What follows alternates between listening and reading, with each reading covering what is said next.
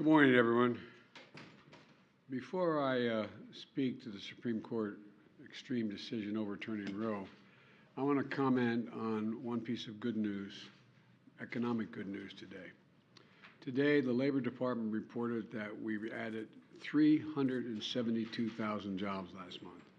372,000. Here's why it's important.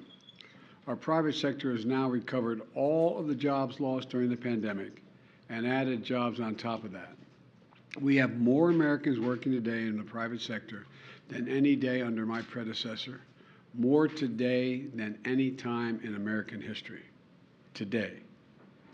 In the second quarter of this year, we created more jobs than any quarter under any of my predecessors in nearly 40 years before the pandemic.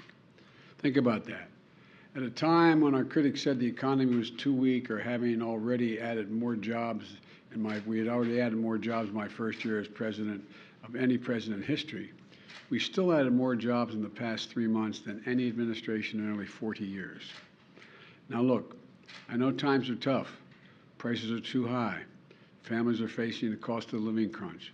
But today's economic news confirms the fact that my economic plan is moving this country in a better direction.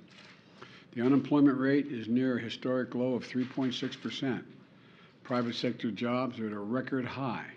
Gas prices, still way too high, have fallen now 25 days in a row. And this week we saw the second largest single-day decrease in gas prices in a decade. We still have a lot of work to do. I'm not suggesting there's a lot more work to do, but I am suggesting we're making significant progress. The program is working. Now, with the Vice President, Secretary Becerra, and Deputy Attorney General Monaco, I want to talk about an executive order I'm signing to protect reproductive rights of women in the aftermath of the Supreme Court's terrible, extreme, and I think so totally wrong-headed decision to overturn Roe v. Wade. In both formalized actions I announced right after the decision, as well as adding new measures today. Let's be clear about something from the very start. This was not a decision driven by the Constitution. Let me say it again. This was not a decision driven by the Constitution. And despite what those justices in the majority said, this was not a decision driven by history. You've all probably had a chance to read the decisions and the dissent. The majority rattles off laws from the 19th century to support the idea that Roe was a historic anomaly because states outlawed abortion in the 1880s toward the end. But that's just wrong. The truth is, today's Supreme Court majority that is playing fast and loose with the facts. Even 150 years ago, the common law and many state laws did not criminalize abortion early in pregnancy, which is very similar to the viability line drawn by Roe. But the Dobbs majority ignores that fact. And the Dobbs majority ignores that many laws are enacted to protect women at the time when they were dying from unsafe abortions. This is the horrific reality that Roe sought to end. The practice of medicine should not be frozen in the 19th century. So what happened? The dissenting opinion says as clear as you can possibly say it. And here's the quote. Neither law nor facts nor attitudes have provided any new reason to reach a different result than Roe and Casey did. And has changed, and all that's changed is this court, end of quote. All that's changed is this court. That wasn't about the Constitution or the law. It was about a deep, long-seating antipathy toward Roe and the broader right to privacy. As the justices wrote in their dissent, and I quote, the majority has overruled Roe and Casey for one and only one reason, because it has always despised them, and now it has the votes to discard them, end of quote. So what we're witnessing wasn't a constitutional judgment.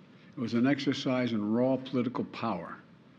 On the day the Dobbs decision came down, I immediately announced what I would do, but I also made it clear, based on the reasoning of the court, there is no constitutional right to choose. The only way to fulfill and restore that right for women in this country is by voting, by exercising the power at the ballot box. Let me explain. We need 2 additional pro-choice senators and a pro-choice House to codify Roe as federal law. Your vote can make that a reality. I know it's frustrating. And it made a lot of people very angry. But the truth is this, and it's not just me saying it, it's what the court said. When you read the decision, the court has made clear it will not protect the rights of women, period, period. After having made a decision based on a reading of a document that was frozen in time in the 1860s, when women didn't even have the right to vote, the court now practically dares the women of America to go to the ballot box and restore the very rights they've just taken away. One of the most extraordinary parts of the decision, in my view, is the majority writes, and I quote, women, it's a quote now from the majority, women are not without electoral or political power.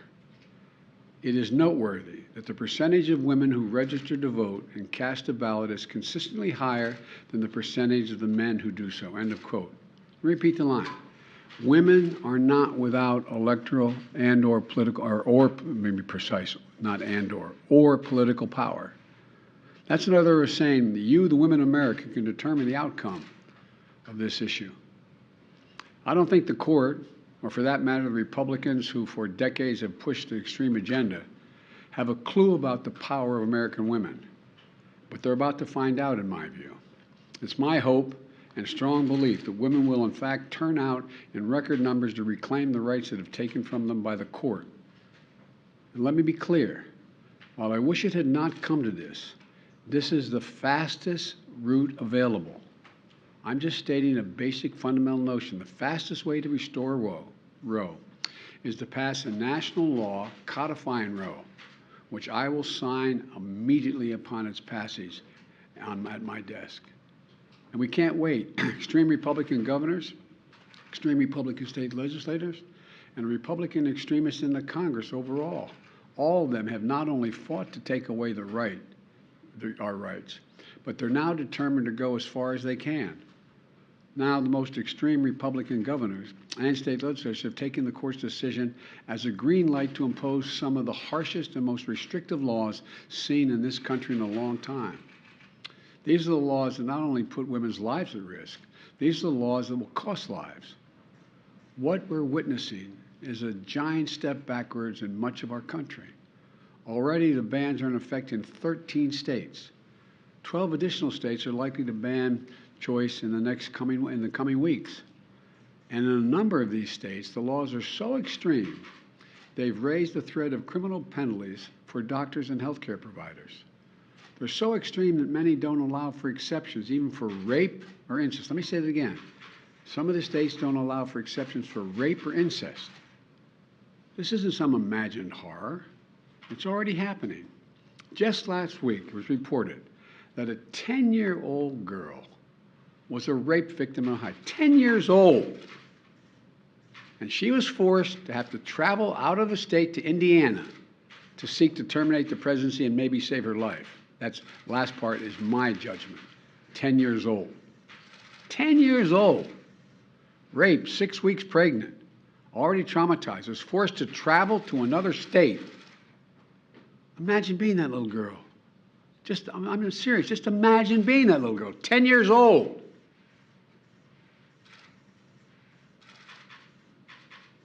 Does anyone believe that it's Ohio's majority view that that should not be able to be dealt with?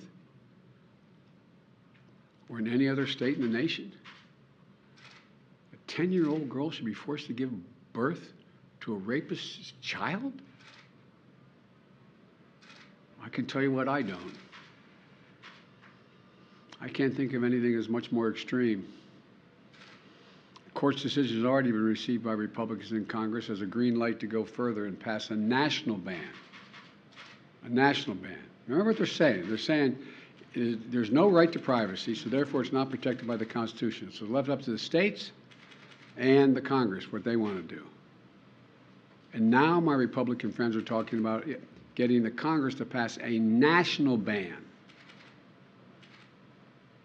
in the extreme positions that they're taking in some of these states.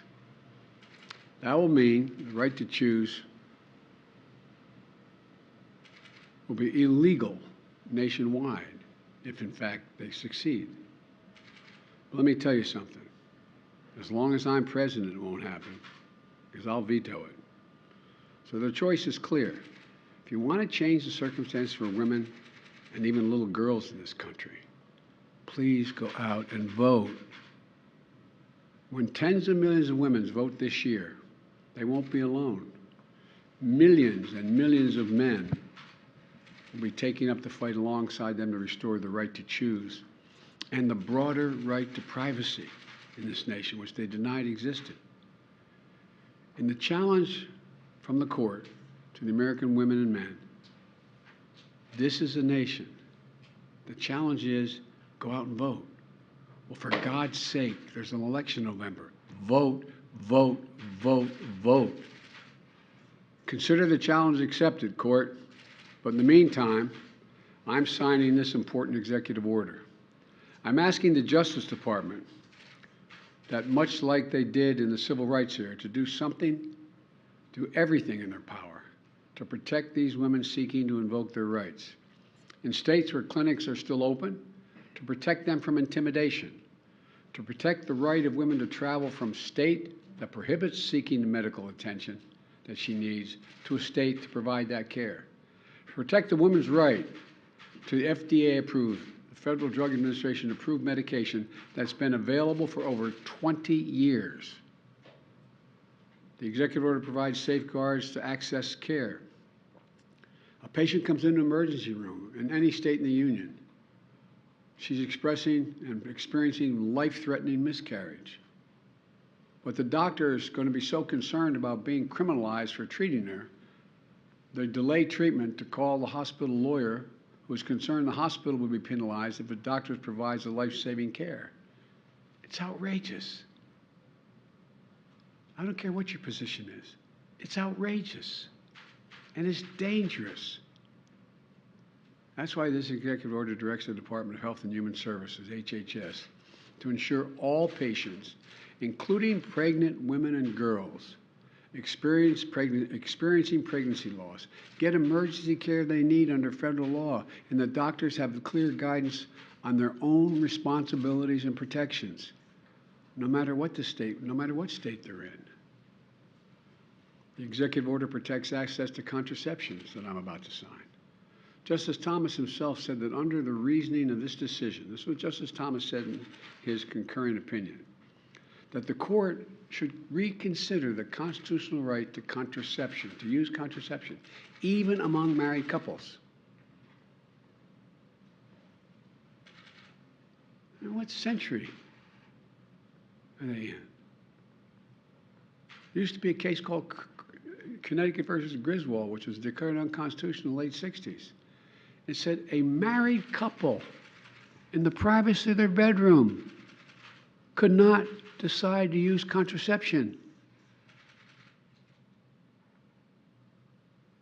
Right now, in all 50 states in the District of Columbia, the Affordable Care Act guarantees insurance coverage for women's health services, including free birth control. The executive order directs HHS to identify ways to expand access to reproductive health services, like IUDs, birth control pills, emergency contraception. And equally important, this executive order protects patient privacy and access to information, which, looking at the press assembled before me, probably know more about it than I do. I'm not a tech guy, I'm learning. But right now, when you use a search engine or the app on your phone, companies collect your data. They sell it to other companies, or they even share it with law enforcement. There's an increasing concern that extremist governors and others will try to get that data off of your phone, which is out there in the ether, to find what you're seeking, where you're going, and what you're doing with regard to your health care. Talk about no privacy. No privacy in the Constitution. There's no privacy. Period. This executive order asks the FTC to crack down on data brokers that sell private information to extreme groups, or in my view, sell private information to anybody. It provides private health information. It protects private health information in states with extreme laws. And the executive order strengthens coordination at a federal level. It establishes a task force led by the White House Department and the Department of Human Services, focused specifically on using every federal tool available to protect access to reproductive health care. You know, let me close with this. The court and its allies are committed to moving America backwards with fewer rights, less autonomy, and politicians invading their most personal decisions. Remember, the reason of the decision has an impact much beyond Roe and the right to privacy generally. Marriage equality, contraception, and so much more is at risk. This decision affects everyone, unrelated to choice, beyond choice. We cannot allow an out-of-control Supreme Court working in conjunction with extremist elements of the Republican Party to take away freedoms and our personal autonomy.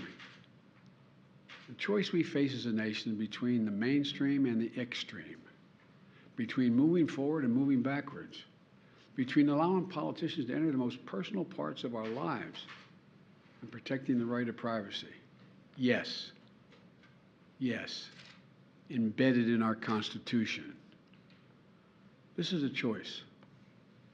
This is a moment, the moment to restore the rights that have been taken away from us, and the moment to protect our nation from the extremist agenda that is antithetical to everything we believe as Americans.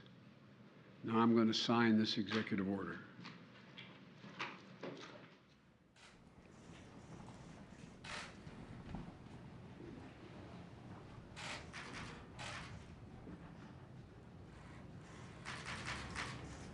Executive order is protecting access to reproductive health care services.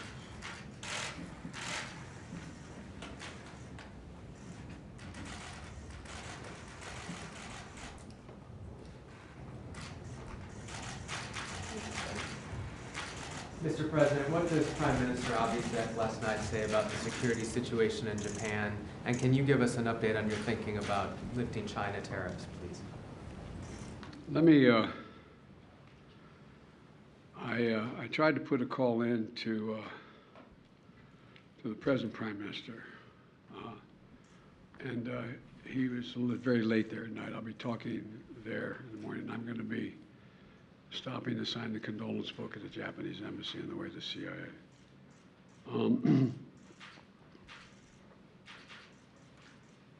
This hasn't happened in Japan in decades and decades. I'm told all the way back to the late 30s, the mid-30s. And it's a homemade weapon. I've only seen a photograph of it. The Justice Department is going to be going in and giving me more detail later as they find out the detail. But the fact is that one thing did get my attention, that this is the first use of a weapon to murder someone in Japan. And I think we have thus far 3,000, I won't hold me to the number, 688, or I mean, between 3,000 and 4,000 cases. They have one. And so, but we're going to learn more about, as time goes on, about motive, about the whole. But Japan, Fumio, the present Prime Minister, is a very solid guy. Japan is a very, very stable ally, and I do not believe it's likely to have, but I don't know yet, likely to have any profound destabilizing impact on Japanese security or Japanese solidarity. Thank you all so very much. China tariffs as well, sir. Can you just give us your thoughts on lifting China tariffs? I haven't made that decision. Would you recommend women stop using apps that track their health?